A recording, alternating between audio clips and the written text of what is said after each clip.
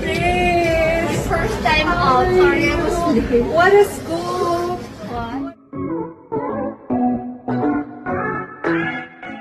Marami ang humanga kay Miss Kris Aquino nang muling magbalik sa industriya sa nakasanayan niyang trabaho. Kasama niya rito ang kanyang anak na si Bimby Aquino na kung saan ay todo alalay sa kanya habang siya ay papasok sa kanyang trabaho. Natutuwa nga ang mga netizens dahil nga muli ay nagkaroon ng lakas itong si Miss Kris Aquino dahil talaga namang buhay na buhay ang mundo ng showbiz pag siya ay nakikita. Panoorin at kung hindi pa nakasubscribe, don't forget to click subscribe and hit the notification bell to keep you updated.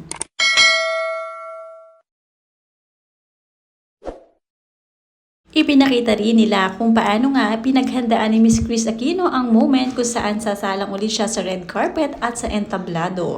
Marami naman ang natuwa at syempre nag-get well soon sa kanya. Sabi dito ng kanyang mga fans, "You're looking great than before. Take more care of yourself. Just be happy. We are praying and waiting for you. Love, love. Get well soon, Kris, and take care of yourself." Mula kay Cynthia San Buenaventura. Mula naman kay Julie C. Tumulak, "Happy to see you again, Miss Kris. Let's continue praying for your complete recovery, healing, for your happiness, good health, also for your two handsome children. God bless you."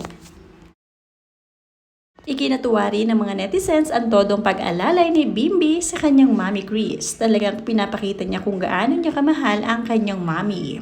Mula kay Lucy Gold, "Miss Kris, you're my super idol. Praying for your full recovery. I miss seeing you in talk show. There's nothing like on one and only Kris Aquino. God bless you always po. With love from Australia." Achievement na nga ito para kay Kris Aquino ang muling makapagpakita sa kanyang mga tagahanga sa industriya. "Hi Kris, so happy to see you out and about. God bless you, and yes, if your health permits, go out and see the world again. All the best, Kris." Mula yan sa tagahanga niya na si Carmen Algara. "We love you, Miss Kris Aquino, and we are all happy to see you again in public. God bless." Mula naman kay May. "Sana ay magkaroon pa ng maraming appearance si Miss Kris Aquino sa mundo ng showbiz para naman matuwa ang kanyang mga tagahanga."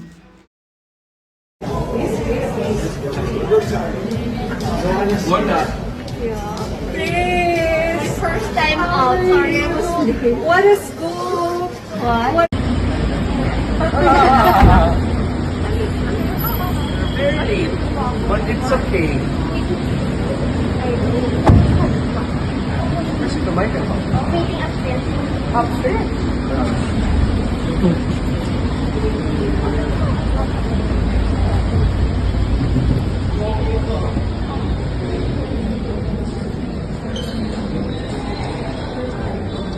First time out, Mama.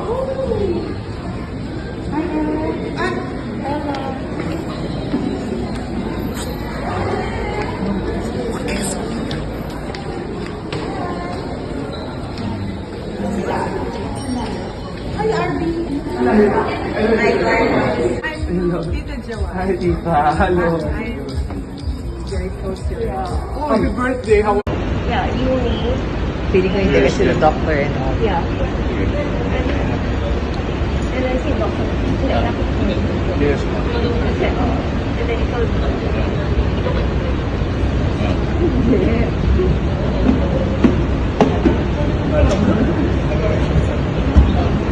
All right. Good job. Yeah, ito na naman.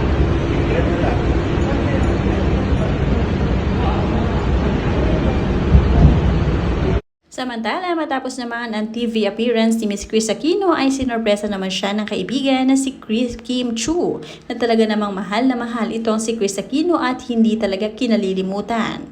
Kahit nga birthday ni Kim Chu, inuna pa rin niya talaga ang dumalaw sa kanyang mahal na kaibigan na si Miss Kris Aquino. Natutuwa nga rin ito si Bimby, may padala pang ang pasalubong. Sa pagdalo nga ay may kasama rin itong si Kim Chu. Walang iba kundi si Miles Ocampo. Todo nga pasasalamat si Kris dahil may mga kaibigan siyang tunay. Agad nga na isinare ito ni Miss Chris Aquino dahil tuwang-tuwa nga siya na may dumadalaw sa kanya. Sabi nga niya, yesterday's a closing door. You don't live there anymore. Say goodbye to where you've been and tell your heart to beat again. Let every heartbreak and every scar be a picture that reminds you who has carried you this far. Cause love sees farther than you ever could in this moment. Heaven's working everything for your good. Thank you, Chinita Princess, Miles Ocampo, Darla, Dr. Rainier. Iba talaga kapag marami ang nagmamahal at nag-update naman si Miss Chris Aquino patungkol sa kanyang kalusugan ngayon. I haven't posted anything because I didn't want all those praying for me to feel sad and lose the faith.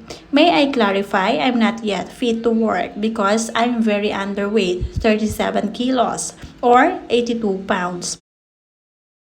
Dagdag pa niya, I have been exhibiting confirmatory symptoms for 8 polymyositis as well as 9 mixed connective tissue disease. Bimb said, Mama, you belong in X-Men because you're a mutant. Those closest to me now joke. May nadagdag na naman ba sa autoimmune collection mo? My ready reply is, cry baby. For now, ang hinohoard ko. Kung kilala nyo ko, songs I choose reveal feelings I prefer not to elaborate on. Having complicated autoimmune diseases and being allergic to all NSAIDs, steroids, pain relievers, as well as antibiotics, therapy, many times the physical pain is overwhelming.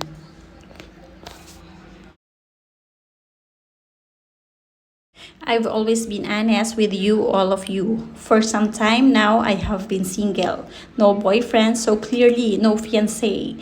I never gave details while we are couples, so it makes no sense to elaborate now. Thank you for your love and concern. Hindi susuko, tuloy ang laban. Kaya naman, pinasaya siyang mabuti ni na Kim Chu, Darla at kasama pa si Miles Ocampo. Kaya naman, marami ang nakapalibot na mga kaibigan sa kanya kaya patuloy na lumalaban si Miss Chris Aquino. Praying for you, may the good Lord erase every sickness that's giving you pain physically. May the Lord have mercy and give life and a new beginning. I love you, Chris Aquino. Mula yan sa isa pang tagahanga. Fighting as we continue to pray for your healing. We love you, Chris. Nothing is impossible with God. Ganyan din ang mga prayer ni na Kim Chu para sa kanyang kaibigan na si Miss Chris Aquino.